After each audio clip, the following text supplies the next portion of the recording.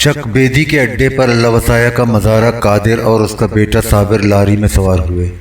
दोनों ने रहीमदाद को पहचान लिया, अदब से सलाम किया और एक तरफ बैठ गए। वो भी कोटला हरकिशन जा रहे थे। अल्लाह वसाया के मुलाजिम आलम को, जो शहर से जमीला और रहीमदाद के हमरा सफ़र कर रहा था, उन्होंने यही बताया था। दोनों मुसल्ला थे। कादिर के पास मजबूत और ऊंची डांग थी। उसके दोनों किनारों पर लोहे की शाम छड़ी थी। एक तरफ की शाम में सीसा भरा था। साबिर के पास भी मजबूत और लंबे हथ की तेज़ कुल्हाड़ी थी, जिसका चौड़ा फल तेज़ और चमकदार था। लॉरी मुसाफिरों से भरी हुई थी और हिचकोले खाती पुख्ता सड़क पर दौड़ रही थी। दिन का चलचलाव था। आसमान पर छाए हुए गर्द के मटियाले गुबार के पीछे डूबता हुआ सूरज अलाव की मानिंद दहक रहा था। मगरिब में सुरमई माइल सुर्ख रोशनी दूर तक फैली हुई थी। लारी भी उसी सिमत जा रही थी। सड़क वीरान थी। दोनों तरफ कीकर के दरख्तों और घनी झाड़ियों का झंगर था। कहीं कहीं ऊंचे नीचे टीले और टिब्बे भी थे। लॉरी दो टिब्बों के दरमियान से ढलान पर उतरते हुए दाईं हाथ को मुड़ी तो उसकी रफ्तार सुस्त पड़ गई और कुछ ही दूर जाने के बाद ठहर गई। ड्राइवर लॉरी से नीचे उतरा। बाहर कुछ मिली जुली मध्यम आवाज़ें उभरीं। रहीमदाद खिड़की के पास बैठा था। उसने गर्दन बाहर निकाल कर नजरें दौड़ाई। अगले दरवाजे के ऐन सामने दो आदमी निहायत मुश्तबा हालत में खड़े थे। एक वज़ाक़ता से किसान नजर आता था। उसके हाथ में लंबी लाठी थी जिस पर गंडासा लगा था। लाठी कंधे पर रखी थी और पुश्त की जानिब उसमें एक गठड़ी इस तरह झूल रही थी कि गंडासे का तेज़ फल दूर से साफ नजर न आता था। दूसरे के चेहरे पर ढाटा बंधा था। उसके पास पुरानी वज़ा की देसी बंदूक थी। ये मस्किट थी जो आम पैदल सिपाहियों के पास होती थी। ड्राइवर उनके निर्गे में खामोश खड़ा था। देखते देखते करीब की झाड़ियों से तीन आदमी निकले और ड्राइवर के करीब पहुंच गए। उनके चेहरों पर भी ढाटे बंधे थे। सिर्फ आंखें नजर आती थीं जो तेज़ी से इधर उधर गर्दिश कर रही थीं। तीनों नेज़ों और कुल्हाड़ियों से मुसल्ला थे। रहीमदाद खौफजदा हो गया। लॉरी के दूसरे मुसाफिर भी दमबखुद और सहमे हुए थे। उनमें मर्द थे, औरतें थीं, बच्चे थे, मगर न कोई बोला न अपनी जगह से उठा। मुसल्ला अफराद ने मुसाफिरों को मज़ीद दहशतज़दा करने की कोशिश की। जिस शख्स के हाथ में मस्किट थी उसने नाल आसमान की सिमत बुलंद की और ठाएं ठाएं दो हवाई फायर किए। उनमें से जो ऊंचे कद का था टपट कर ज़ोर से चीखा, सारे बंदे बाहर आ जाएं, अपना सामान अंदर ही रहने दें। रहीमदाद के पीछे बैठे हुए बूढ़े ने साथ वाले मुसाफिर से खुसर पुसर की, डकैत जान पड़ते हैं, धाड़ा पड़ा है। लिबास की सरसराहटें उभरी। मुसाफिर नशिस्तों से उठने लगे। एक औरत की बगल में दबा हुआ बच्चा मुंह फाड़ कर रोया। औरत ने हाथ बढ़ाकर झट उसका मुंह बंद कर दिया। बच्चा सहमी हुई नज़रों से माँ का झुंझलाया हुआ चेहरा तकने लगा। कंडक्टर जो क्लीनर भी था सबसे पहले दरवाजे की जानिब बढ़ा। उसके पीछे पीछे दूसरे मुसाफिर लॉरी से उतरने लगे। रहीमदाद भी उतरा। वो अभी तक परेशान और डरा हुआ था। वो सड़क पर एक तरफ खामोश खड़ा हो गया। उसने देखा कि कादिर और साबिर भी मुसाफिरों के साथ बाहर निकल रहे थे। उन दोनों को देखकर मुसल्ला अफराद में से गुस्से से धाड़ा, ये रहा कादू और उसका पुत्र। कादिर और साबिर ने झट अपनी डांग और कुल्हाड़ी उठाई और उछलकर मुसल्ला अफराद पर झपटे। उन्होंने पैंतरा बदलकर तेज़ी से हमला किया। पांचों हमलावर बदहवास हो गए। एक तो पहले ही हल्ले में तिवरा कर गिरा। उसकी कनपटी से लाल लाल खून निकलकर गर्दन और कपड़ों पर फैलने लगा। बकिया चारों मुसल्ला अफराद सरासीमा होकर इधर उधर तितर बितर हो गए। उनके बिखरते ही मुसाफिरों में भगदड़ मच गई। जिसका जिधर मुंह उठा उधर भागा और दरख्तों के नीचे घुस गया। रहीमदाद भी एक घनी झाड़ी की आड़ में हैरान और परेशान खड़ा था। जब वो ज़रा संभला तो उसे जमीला का ख्याल आया। उसने नज़रें घुमा फिरा कर उसे तलाश करने की कोशिश की। वो कुछ फासले पर छतरी जैसे घने दरख्त के नीचे खड़ी थी और निगाहें उठाए बेचैनी से लारी की जानिब देख रही थी। कादर और उसका बेटा तेज़ी से अपनी डांग और कुल्हाड़ी घुमा रहे थे। झपट झपट कर वार कर रहे थे। सूरत हाल अब रहीमदाद पर वाज़ेह होती जा रही थी। मुसल्ला अफराद जो डाकू समझे जा रहे थे दरअसल मकतूल ताहिर के शरीके और भाईबंद थे। उन्होंने ताहिर के कत्ल का इंतकाम लेने के लिए लॉरी रुकवाई थी। उन्हें कादिर और साबिर की तलाश थी जो उनसे मुकाबला करने के लिए सामने आ चुके थे। قادر کی عمر 45 سے تجاوز کر چکی تھی، مگر اس کا جسم مضبوط اور گھٹا ہوا تھا۔ اس میں توانائی کے ساتھ ساتھ پھرتی بھی تھی۔ اس کے ہاتھوں میں دبی ہوئی ڈانگ بجلی کی مانند لہرا رہی تھی۔ صابر 20-22 سال کا قداور نوجوان تھا۔ اس میں بھی باپ کی طرح پھرتی اور حوصلہ تھا۔ حملہ آور اب سنبھل چکے تھے، وہ بھی گھوم پھر کر وار کر رہے تھے اور قادر اور اس کے بیٹے کو نرغے میں لینے کی کوشش کر رہے تھے، مگر دونوں ہر بار ان کا گھیرا توڑ کر نکل جاتے۔ وہ جھک کر، سمٹ کر، پلٹ کر ہر طرح اپنا سر بچانے کے لیے کوشاں تھے۔ جھکائی دے کر اور پینترے بدل بدل کر حملے بھی کر رہے تھے۔ دونوں فریق لڑائی میں اس طرح گتھے ہوئے تھے کہ جس کے پاس مسکٹ تھی وہ کچھ نہیں کر سکتا تھا۔ فاصلہ اس قدر کم تھا اور فریقین اس قدر جلدی جلدی اپنی جگہ بدل رہے تھے کہ گولی چلانے کی مطلق گنجائش نہ تھی۔ وہ دونوں ہاتھوں میں مسکٹ سنبھالے ادھر ادھر گھومتا پھر رہا تھا۔ آخر اس نے ایک بار ٹریگر دبا ہی دیا۔ گولی چیختی ہوئی نکلی، مگر کسی کے جسم میں نہیں لگی۔ گولی کی آواز سن کر مسافر اور بدحواس ہو گئے، بھاگے اور درختوں اور جھاڑیوں کے نیچے دور دور تک بکھر کر دبکنے اور روپوش ہونے کی کوشش کرنے لگے۔ قادر اور اس کے بیٹے کے مقابلے پر دراصل 3 ہی مسلح افراد تھے۔ دونوں اس بے جگری سے جم کر لڑ رہے تھے کہ تینوں حملہ آوروں میں سے ہر ایک چوٹ کھا چکا تھا۔ کسی کے ہونٹ سے، کسی کے کندھے سے اور کسی کی ٹانگ سے خون رس رس کر پھیلتا جا رہا تھا، مگر کسی کو کاری زخم نہیں آیا تھا۔ قادر اور صابر بھی گھائل ہو چکے تھے۔ زخموں سے بے نیاز ہنوز بڑھ بڑھ کر تیزی سے وار کر رہے تھے۔ تینوں حملہ آوروں کو اپنے بچاؤ کے لیے زیادہ کوشاں ہونا پڑا۔ اب ان میں پہلی سی پھرتی اور حوصلہ نہیں رہا تھا۔ وہ کسی قدر پریشان اور تھکے ہوئے معلوم ہوتے تھے اور رفتہ رفتہ پیچھے ہٹ رہے تھے۔ وہ حملہ آور جسے قادر اور صابر نے پہلے ہی حلے میں شدید زخمی کر دیا تھا، سڑک پر چت لیٹا تھا۔ قریب ہی اس کا نیزہ پڑا تھا۔ وہ کچھ دیر بے حال پڑا، رک رک کر سانس بھرتا رہا، پھر اس نے کروٹ بدلی۔ قادر اور صابر چند گز کے فاصلے پر تھے اور بپھر بپھر کر حملے کر رہے تھے۔ وہ دونوں کو ٹکٹکی باندھے دیکھتا رہا۔ وہ ان کے عقب میں تھا۔ اس نے ہاتھ بڑھا کر نیزہ مضبوطی سے تھام لیا، اٹھا اور دونوں ہاتھوں میں نیزہ دبائے ہوئے تیزی سے قادر پر جھپٹا، وار کیا۔ نیزے کا نصف سے زیادہ پھل قادر کی پیٹھ میں اتر گیا۔ وہ تلملا کر پلٹا۔ اسی وقت سامنے سے کلہاڑی کا وار ہوا، ہاتھ بھرپور پڑا۔ قادر کا ایک بازو جھول گیا، ڈانگ اس کے ہاتھ سے چھوٹ گئی۔ وہ لڑکھڑایا اور سنبھلنے کی کوشش کی، مگر نیزے کے تازہ وار نے اسے سنبھلنے کا موقع نہیں دیا۔ اس دفعہ نیزے کا پھل اس کے پہلو میں گوشت چیرتا ہوا پسلیوں تک اتر گیا۔ قادر ڈگمگایا، گہری سانس بھری، دونوں ہاتھوں سے نیزہ پکڑا اور سڑک پر گر پڑا۔ نیزہ بدستور اس کی پسلیوں میں پھنسا ہوا تھا۔ قادر نے زور لگا کر نیزہ کھینچا۔ نیزہ تو باہر نکل آیا، مگر ساتھ ہی پہلو سے خون کا فوارہ ابل پڑا۔ قادر نے ایک ہاتھ زخم پر رکھا، اٹھنے کی کوشش کی، مگر جس کے پاس مسکٹ تھی وہ قریب پہنچ چکا تھا۔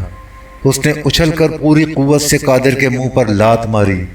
وہ اس حملے کی تاب نہ لا سکا، بے سدھ ہو کر گر گیا۔ حملہ آور نے مسکٹ ایک طرف رکھی، دھوتی کے ڈب سے چھری نکالی اور قادر کے سینے پر سوار ہو گیا۔ اس کا گلا ایک ہاتھ سے دبا کر بولا، میں طاہر کا پیو عطا محمد ہوں۔ اس نے غصے سے قادر کے منہ پر تڑاق سے تھپڑ مارا۔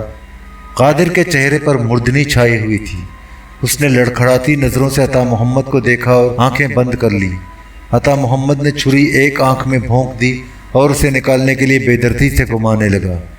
قادر تڑپ کر بے بسی سے گردن ادھر ادھر ہلانے لگا۔ صابر پلٹ کر باپ کی جانب دیکھ بھی نہ سکا۔ حملہ آوروں نے اسے نرغے میں لے لیا تھا اور ہر طرف سے تابڑ توڑ حملے کر رہے تھے۔ صابر کے جسم پر جگہ جگہ زخم تھے، لیکن وہ ڈٹا رہا اور ہر وار کلہاڑی کے ڈنڈے پر روکتا رہا۔ موقع ملتا تو پینترا بدل کر حملہ کرنے سے بھی نہ چوکتا۔ 4 افراد کے مقابلے میں صابر زیادہ دیر نہ ٹھہر سکا۔ اس کے زخموں سے برابر خون بہہ رہا تھا۔ قدم بار بار ڈگمگاتے، کلہاڑی پر انگلیوں کی گرفت کمزور پڑنے لگی۔ اس کی سانس دھونکنے کی طرح چل رہی تھی۔ کلہاڑی کا لمبا ڈنڈا بھی ٹوٹ چکا تھا۔ اب وہ اپنا مؤثر دفاع بھی نہیں کر سکتا تھا۔ حملہ آوروں کے حوصلے بڑھے ہوئے تھے۔ وہ گھیر کے ہر طرف سے پے در پے وار کر رہے تھے۔ صابر بھی گر پڑا۔ سورج ڈوب چکا تھا۔ مغربی افق پر ابھی تک لہو رنگ روشنی بکھری ہوئی تھی۔ शाम बुलंदी से नीचे उतरने के लिए पर तोल रही थी। धुंध लगा फैलता जा रहा था। रहीमदाद ने देखा कि जमीला दरख्त के नीचे से निकलकर सड़क के उस जानिब बढ़ी जिधर कादिर और साबिर जख्मों से निढाल पड़े थे। अता मोहम्मद अभी तक कादिर के सीने पर सवार था। जमीला ज़ोर से चीखी, बहुत हो गया, अब बंद करो ये अत्याचार। उसके लहजे में बेकरारी और झुंझलाहट थी। रहीमदाद घबरा गया। उसने चाहा कि जमीला को आगे जाने से रोके। वो एक हाथ उठाकर ऊंची आवाज़ से बोला, ठहर जा ज़िम्मेदारनी, उधर ना जा। जमीला ने पलटकर रहीमदाद की जानिब देखा। उसी वक्त हॉर्न की आवाज़ उभरी।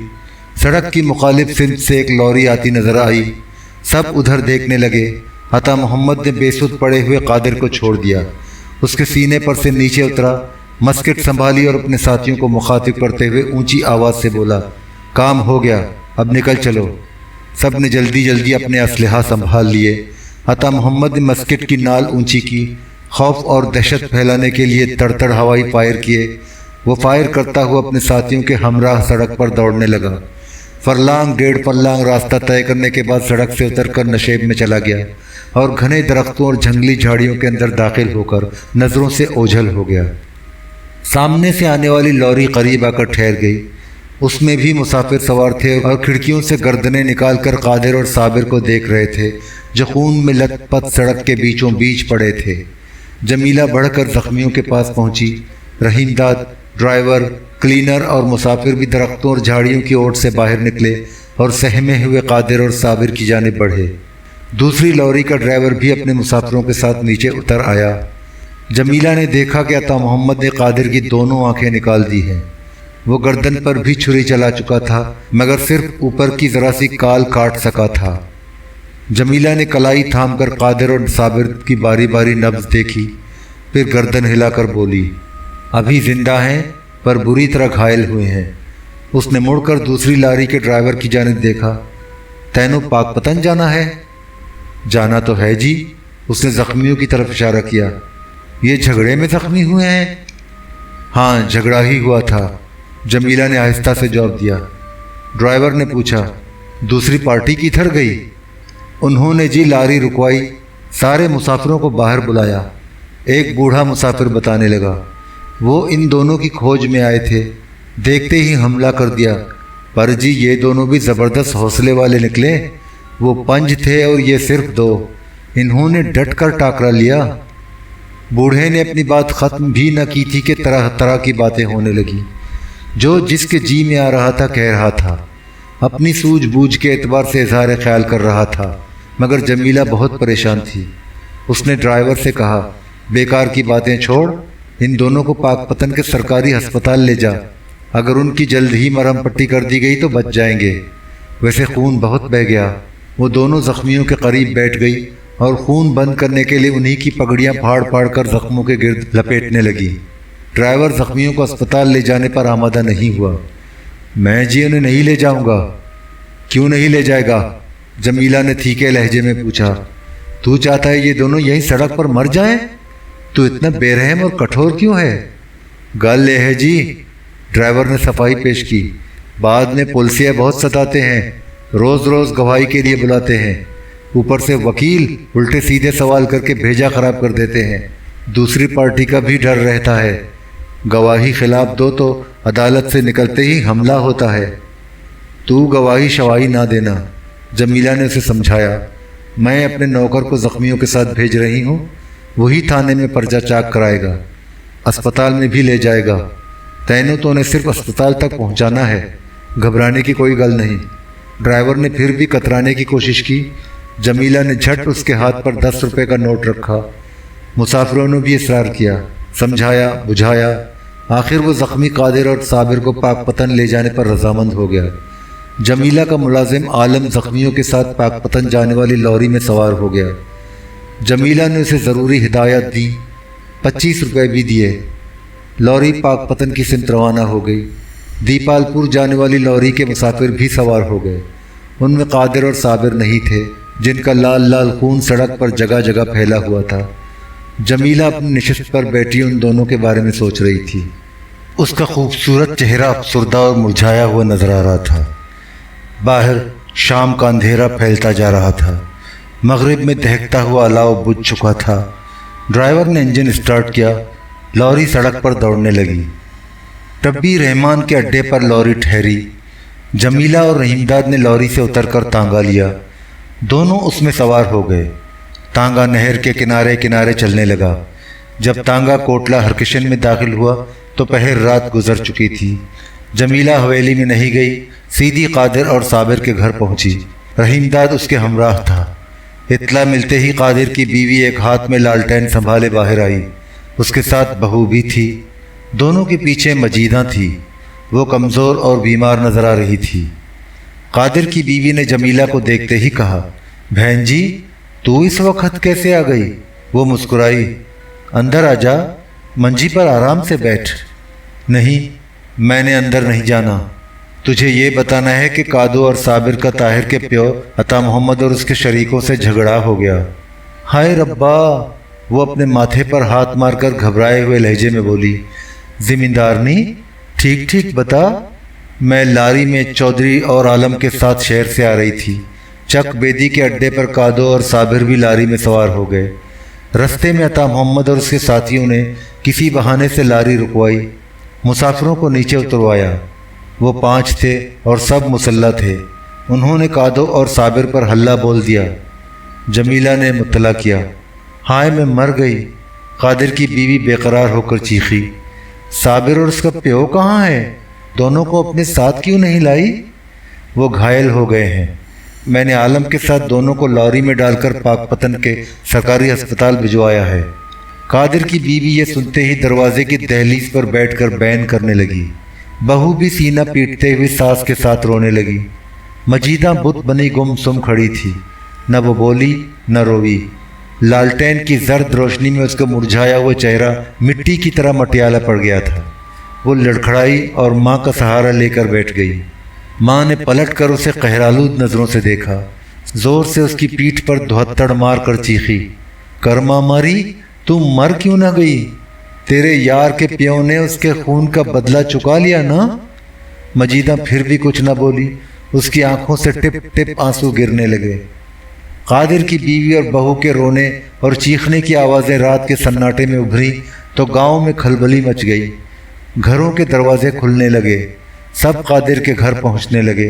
आन की आन में खासा बड़ा हुजूम इकट्ठा हो गया। उनमें मर्द भी थे, औरतें भी थीं। सभी परेशान थे, तशवीश में मुब्तला थे। कादिर और साबिर की बीवियां बिलक बिलक कर रो रही थीं। जमीला ने दोनों को तसल्ली देने की कोशिश की। चिंता न करो, सब ठीक ही होगा। साथ ही उन्हें डांटा भी, तुमने तो खामखा की पिटनी शुरू कर दी। ये बुरा शुगुन है। तस्वे बहाना बंद करो। दोनों की देखभाल के लिए किसी को अस्पताल भेजो। अभी तो लारी मिल जाएगी। मजीदा के दोनों मामा जाएंगे।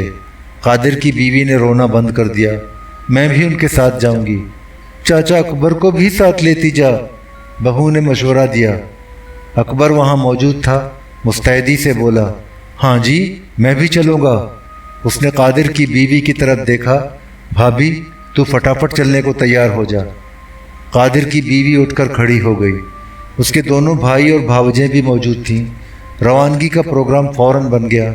जमीला और रहीमदाद जिस तांगे से पहुंचे थे वो अभी तक खड़ा था। कादिर की बीवी अपने भाइयों और देवर के साथ तांगे में सवार हो गई। जमीला ने एक बार फिर उसे तसल्ली दी। मजीदा की माँ हौसले से काम ले। कोई परेशानी की गल हो तो मुझे फौरन इत्तला भेजना। आलम तो वहाँ मौजूद ही होगा। मैं भी तेरे पास पहुँच जाऊँगी। वैसे तू सवेरे सवेरे आलम को वापस भेज देना ताकि पता चल जाए दोनों कैसे हैं। कादिर की बीवी ने जमीला की हर हिदायत पूरी तवज्जो से सुनी और आलम के ज़रिए इत्तला देने का वादा किया। तांगा आगे बढ़ा और गांव से दूर निकल गया। भीड़ अब छट चुकी थी। जाने वाले वापस घरों को जा चुके थे, मगर जमीला नहीं गई। उसके दोनों बच्चे सो चुके थे। नौकरानियों से उसे ये इत्तला पहले ही मिल चुकी थी। कादिर के घर के दरवाजे पर साबिर की बीवी अभी तक मुज़महल और निढाल खड़ी थी। उसकी ओठ में मजीदा थी। वो पत्थर की मानिंद साकित थी, नज़रें झुकी हुई थीं। जमीला आहिस्ता आहिस्ता चलती हुई उसके करीब गई और शफ़क़त से सर पर हाथ फेरा। वो जमीला के सीने पर सर रखकर जैसे फट पड़ी।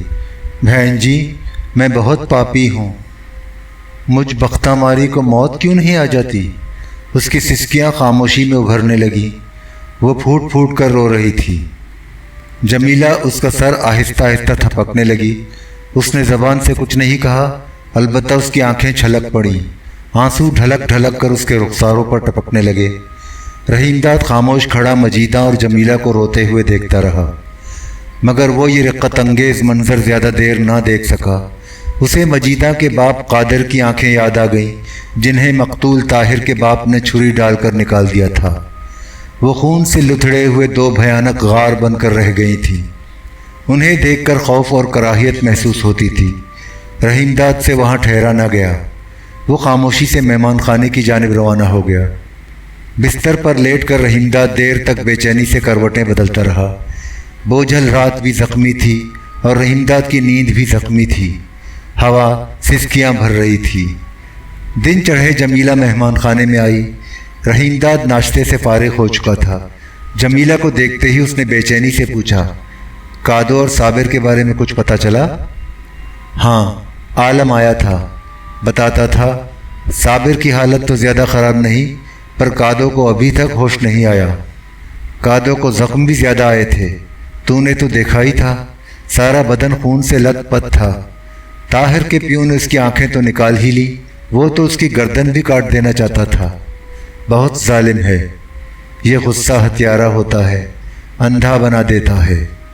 जमीला ने बुझे हुए लहजे में कहा, जब ताहिर का कत्ल हुआ था तभी मैंने कहा था ये झगड़ा अब कभी ख़त्म नहीं होगा।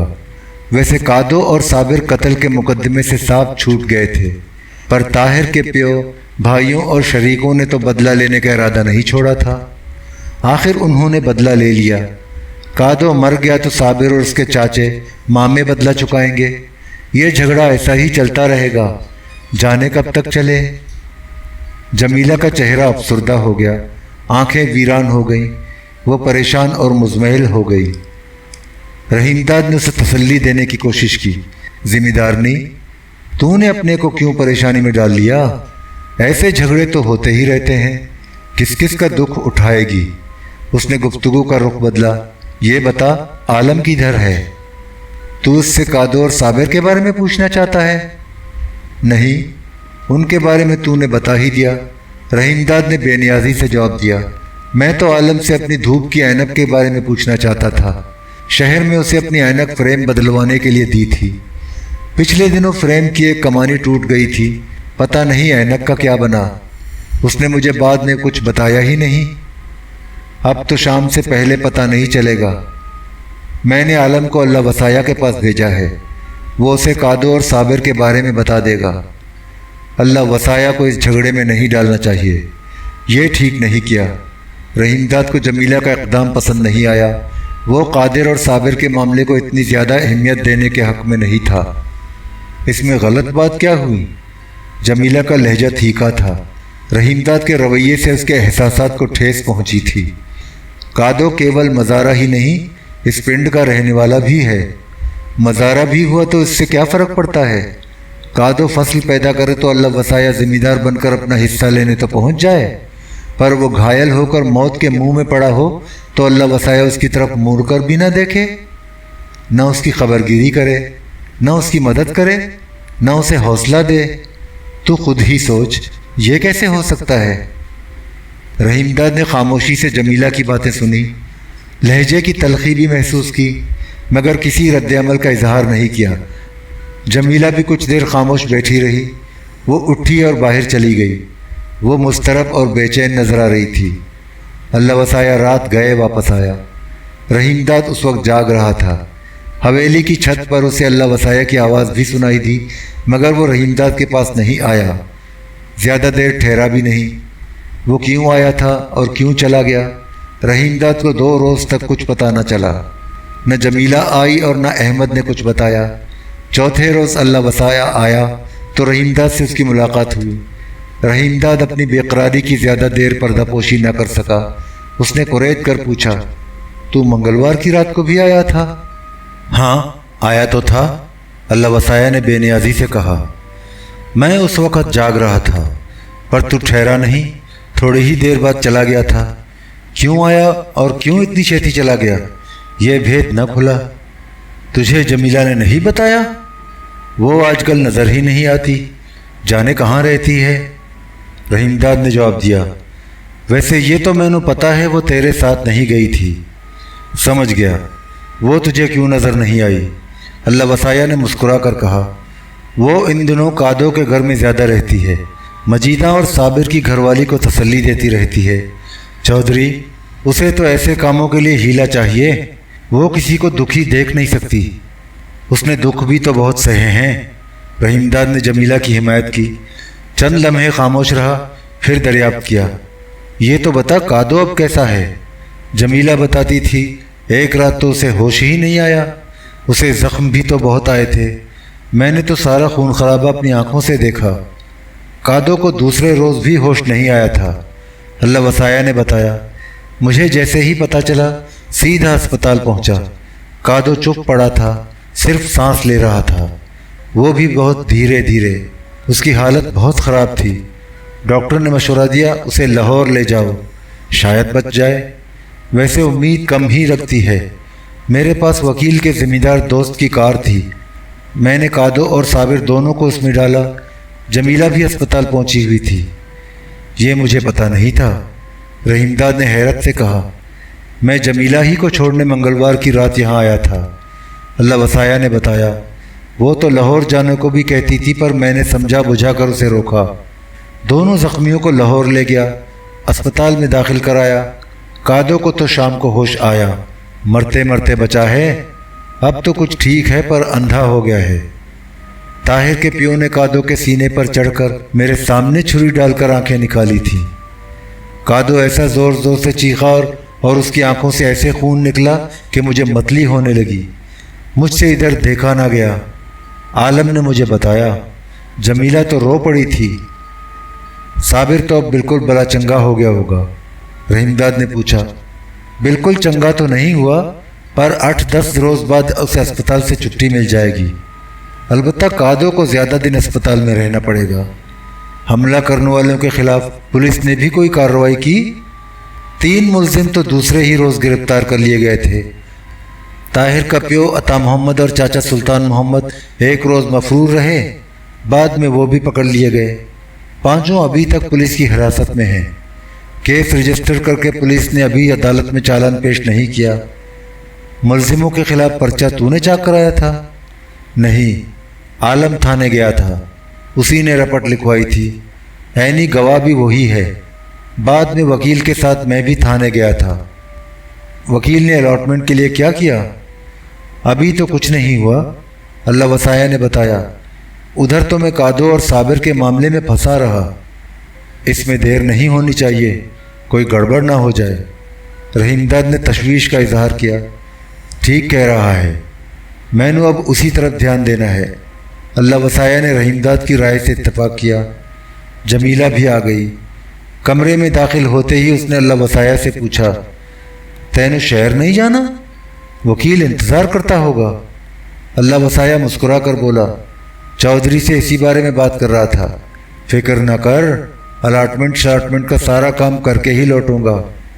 रहीमदाद ने जमीला से कहा, ज़मींदारनी खड़ी क्यों है, आराम से बैठ के बात कर ले। चौधरी, अब इसे ना रोक। उसने हाथ उठाकर अल्लाह वसाया की तरफ इशारा किया। इसे आज ही शहर जाना है, पर अभी तो बहुत गर्मी है, ऐसे में ये कैसे सफ़र कर सकता है? जाना तो उसे दिन ढले है, पर कुछ देर आराम तो करना होगा। सफ़र भी लम्बा है, रात देर से पहुँचेगा। अल्लाह वसाया खड़ा हो गया। उसने मुस्कुरा कर रहीमदाद की तरफ देखा। चौधरी, ये ज़मींदारनी नहीं थानेदारनी है, इसकी बात तो माननी ही पड़ेगी। अब तुझसे वापसी पर मिलूँगा, छेती नाड़ लौटने की कोशिश करूँगा। अल्लाह वसाया दरवाजे की जाने बढ़ा। रहीमदाद भी उठकर खड़ा हो गया। अल्लाह वसाया बाहर गया, जमीला भी उसके साथ ही चली गई। शाम को रहीमदाद नहा धोकर बाग में गया। खिलाफ मामूल बाग में खूब चहल पहल थी। घास पर कालीन बिछा था। जमीला बड़ी सज धज से कालीन पर बैठी थी। वो उस वक्त हल्का गुलाबी कुर्ता और गुलाबी शलवार पहने हुए थी। दुपट्टा भी उसी रंग का था। उसका सर दुपट्टे से ढका हुआ था। कुर्ते के गिरेबान और आस्तीनों पर कलाबतों की कशीदाकारी थी। पेशानी पर जड़ाव दावनी झिलमिला रही थी। कानों में सोने के मुंदरे, गलों में बगतियों का हार और हाथों में जड़ाव कंगन थे। आंखों में काजल था। वो बावकार और हसीन नजर आ रही थी। जमीला के करीब ही फाता स्याह फुलकारी से सर और चेहरे का कुछ हिस्सा छुपाए बुकुल मारे बैठी थी। उसने भी गुस्ल किया था। उजली धोती बांधी थी और उसके ऊपर बूटीदार सफ़ेद झग्गा पहना था। दोनों के रूबरू कुछ फासले पर नीम दायरे में 7 मर्द बैठे थे। वो सफ़ेद कुर्ते पहने हुए थे। उनकी धोतियाँ और पगड़ियाँ भी सफ़ेद और उजली थी। दरमियान में एक बूढ़ा बैठा आहिस्ता आहिस्ता हुक्का गिड़गिड़ा रहा था। उसकी लंबी सफ़ेद दाढ़ी थी। इसके अलावा एक और बूढ़ा था। 5 अधेड़ थे। उनकी दाढ़ियों और सरों के बाल किचड़ी थे। जमीला ने रहीमदाद को आते हुए देखा तो मुस्कुराकर ऊंची आवाज़ से कहा, चौधरी इधर ही आ जा। रहीमदाद आगे बढ़ा और जमीला और फाता से ज़रा हटकर कालीन पर बैठ गया। उसे अल्लाह वसाया नज़र नहीं आया। बैठते ही दरियाफ्त किया, ज़िम्मेदार दिखाई नहीं दे रहा, किधर है?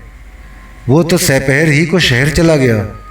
जमीला ने रहीमदाद को याद दिलाया, तेरे सामने ही तो प्रोग्राम बना था। रहीमदाद खफीफ होकर बोला, मुझे बिल्कुल याद नहीं रहा। वैसे अल्लाह वसाया ने वादा किया था, पर तुझे तो पता ही है उसे ज़रूरी काम से जाना पड़ा। मैं तुझे बुलवाने ही वाली थी। जमीला ने सामने बैठे हुए मर्दों की तरफ इशारा किया। ये ताजा के सगन के लिए दिन मथने आए हैं। अब कोई शुभ घड़ी सोचकर ब्याह की तारीख तय करनी है। ये साहे के लिए आए हैं। रहीमदाद ने मुस्कुराकर रूबरू बैठे हुए मर्दों को देखा। ये तो नेक काम है, इसमें देरी क्या करनी? ले ज़मींदारनी, चौधरी भी वही गल कह रहा है जो हम इतनी देर से कह रहे हैं। सामने बैठे हुए सफ़ेद दाढ़ी वाले बूढ़े ने हुक्के की नए मुंह से हटाई और बेतकल्लुफ़ी से जमीला को देखकर मुस्कुराने लगा। देख बाबे, छेती न कर। ताजा अब फाता की नहीं, मेरी धी है। मैं इसका ब्याह धूमधाम से करूँगी। उसका प्यो न हुआ तो क्या हुआ, मैं तो हूँ। जमीला ने अपने सीने पर हौले से हाथ मारा। तू इस बात की ज़रा चिंता न कर। मैं चाहती हूँ तू अपने पुत्र की जंज लेकर आए तो ज़रा मौसम अच्छा हो, सारी ही रस्में रीतियाँ हों, मिलनी हो, सटनियाँ हों, छांती बुखावनी हो। वो गर्दन को हल्का सा खम देकर मुस्कुराई। चिलचिलाती गर्मी या भरी बरखा में क्या मज़ा आएगा? जंज चढ़े और धूम धड़का ना हो, ये कैसे हो सकता है? बूढ़ा हंसकर बोला, हमने अड़ना नहीं है। जिम्मेदारनी, चल तेरी ही बात उच्ची, तू ही ब्याह के लिए दिन तारीख बता दे। वैसे भी तारीख तो वोहटी के घर वाले ही देते हैं। माघ कैसा रहेगा? 3 ही महीने तो बीच में हैं। जमीला ने तजवीज़ पेश की। इस समय तक खरीफ की फसल की वाढ़ी भी हो जाएगी, भुट्टी की चुनाई हो चुकी होगी, बहुत सुहाना मौसम होगा, गुलाबी सर्दी होगी। चलो जी, माघ ही रहा। बूढ़े ने रजामंदी का इजहार किया। अब तारीख तय करनी होगी। वो तो जनानियाँ ही बैठकर तय करेंगी। जमीला ने नज़रें झुकाकर कदरे आहिस्ता से कहा, तूने अपनी भरजाई से इस बारे में गलबात तो की थी? एक अधेड़ शख्स बोला। वो फाता का बड़ा भाई और होने वाला समधी अल्लाह यार था। घरवाली कहती थी माघ की 7 तारीख की गल हुई थी। ऐसी गल हुई तो थी। फाता ने हिचकिचाते हुए एतराफ़ किया। दिन कौन सा होगा? वो गर्दन उठाकर सोचने लगी। जुमेरात या जुम्मे का दिन होगा। चांद की 16 या 17 होगी। बूढ़े ने आहिस्ता आहिस्ता गर्दन हिलाई और ज़ेरे लब मुस्कुरा कर गोया हुआ, हमने पहले ही हिसाब लगा लिया था। जमीला हंस कर बोली, बाबे यह गल थी तो पहले ही बता दी होती, इतनी देर झकझक क्यों की? जिम्मेदारनी, शादी ब्याह में थोड़ी झकझक बकबक ना हो तो मज़ा नहीं आता। बूढ़ा बदस्तूर मुस्कुराता रहा। मुझे तो ठीक ही लगता है, समझो पूरनमाशी ही होगी। 2 दिन में चंद्रमा ज़्यादा नहीं घटता, भरी चांदनी रात होगी। जमीला ने मुड़कर फाता की जानिब देखा। ठीक ही रहेगा ना? फाता ने कोई जवाब नहीं दिया।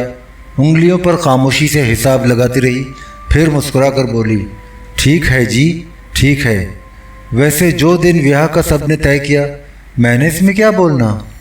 تو خیر جی، دن تاریخ تو طے ہو گیا۔ بوڑھے نے یہ کہہ کر ذرا دور بیٹھے ہوئے نائی کی جانب دیکھا جو ان کے ساتھ ہی آیا تھا۔ اس نے اونچی آواز سے کہا، دینے گنڈا لے آ۔ نائی نے قریب رکھا ہوا مٹھائی کا ٹوکرا سنبھالا اور آگے بڑھ کر بوڑھے کے سامنے رکھ دیا۔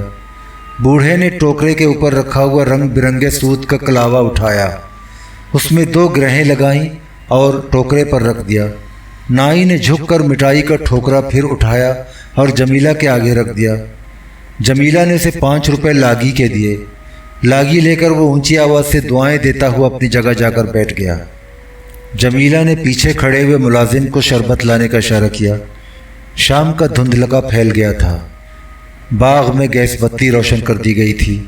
اس کی تیز روشنی میں بوڑھے نے دعا کے لیے ہاتھ اٹھائے تو دوسروں نے بھی ہاتھ اٹھا دیے۔ دعا کے بعد سب کے چہروں پر مسکراہٹ پھیل گئی۔ ذرا دیر میں دودھ کا شربت آ گیا۔ جمیلہ نے اپنے ہاتھ سے شربت کا گلاس بوڑھے کو پیش کیا۔ اس نے گلاس لیتے ہوئے بڑی شفقت سے کہا، ذمہ دارنی، تو جتنی سہنی ہے اتنی ہی بھلی اور نیک بھی ہے۔ ربا تینوں زمیندارنی سے رانی بنائے، تیرے لیے تو اندر سے دعا ہی نکلتی ہے۔ پھاتاں کے بھائی نے بھی جمیلہ کو کلمہ خیر سے یاد کیا۔ تیری ایسی زمیندارنی تو نہ دیکھی نہ سنی۔ کون بوڑھا زمیندار مزاروں کے ساتھ ایسا میل جول رکھتا ہے؟ انہیں اس طرح اپنے ساتھ بٹھاتا ہے، ان کی آؤ بھگت کرتا ہے۔ جمیلہ نے کچھ نہ کہا، مسکرا کر سب کے سامنے خود ہی گلاس بھر بھر کر شربت رکھا۔ پھاتاں نے اس کا ہاتھ بٹانا چاہا تو جمیلہ نے اسے پیار سے ڈانٹ دیا، چپ کر کے بیٹھی رہے، ابھی تینوں بہت کام کرنے ہیں۔ سب مہمانوں نے شربت پیا، رحیم داد نے بھی پیا۔ شربت پینے کے کچھ ہی دیر بعد گھاس پر دری ڈالی گئی۔